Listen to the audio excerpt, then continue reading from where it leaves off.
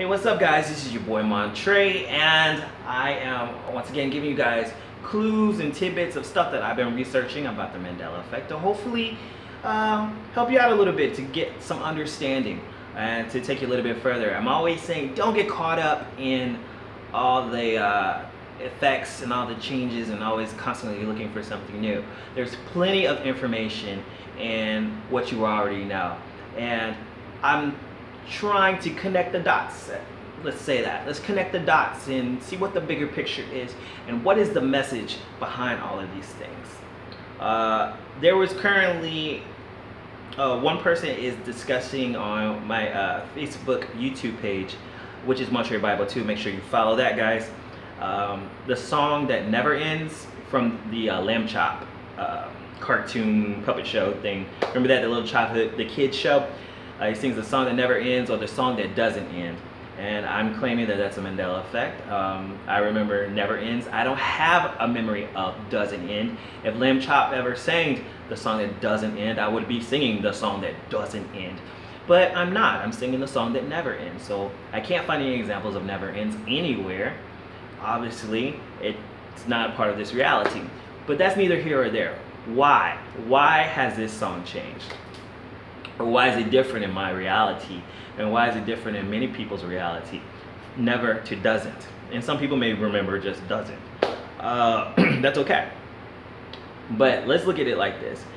The word never and the word doesn't are pretty much, have the same meaning. They can be used interchangeably. But we went from a reality where it uses one word to a reality where it uses one word that is actually a contraction. Two words into one to make one word. That pretty much explains what the Mandela Effect is. It's a contraction of two realities blended into one to make one reality, and with some stuff missing in the middle. So we went from never to doesn't. My whole point about this is to explain very briefly how this reality is blending. I've made videos about CERN and how I believe that CERN is trying to open portals into another world that is blending into our world, and that world may consist of the lost Anunnaki or the imprisoned Anunnaki. If you don't know much about the Anunnaki, make sure you go and research that. I do have some videos on my channel, so just look up Anunnaki playlist, and you can see some of the videos I made about that.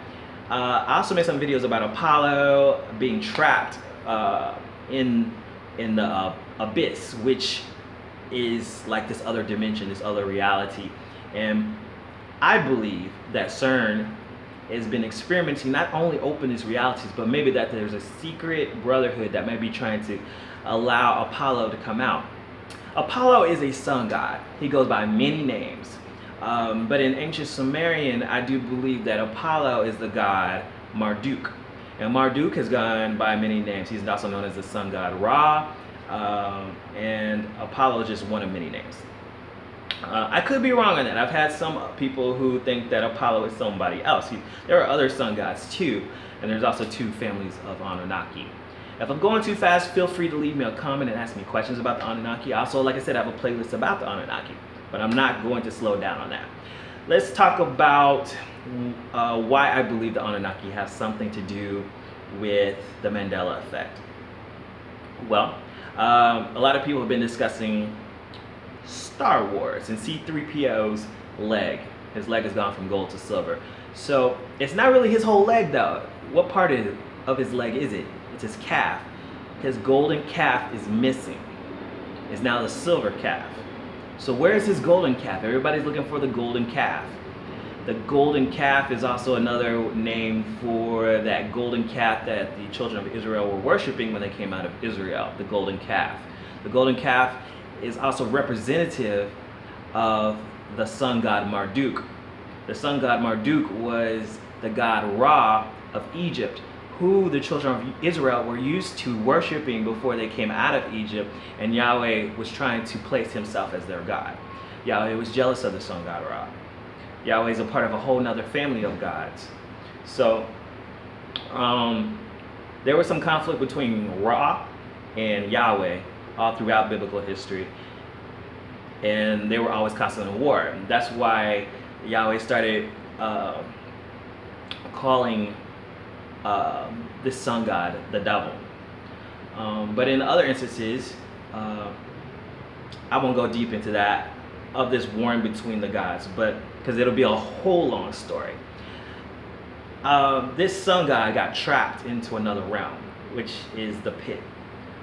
This is also this in a great battle he lost his eye. So this is where you see a lot of Illuminati people covering the eye to represent this sun god, because they were in a battle and he lost his eye. So he's the one-eyed god.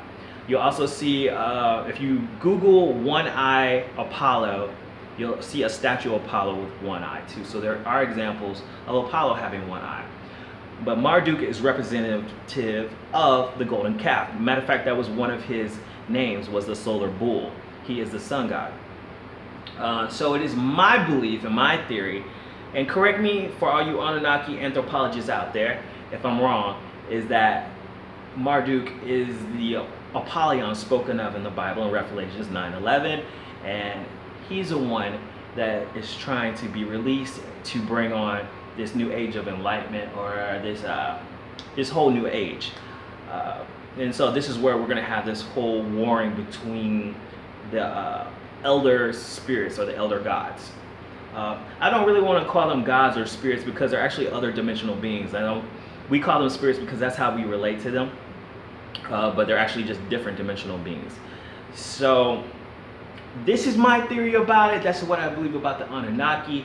I believe they're trying to manifest into this reality. They're trying to blend their world with our world so that it is seamlessly one world, and then that they can actually live amongst us once again, like they used to in the old days. But those worlds got torn apart, and they got trapped on one side and we got trapped on the other. Give me your 2 cents on what you think about that, because if you don't do it, then who will?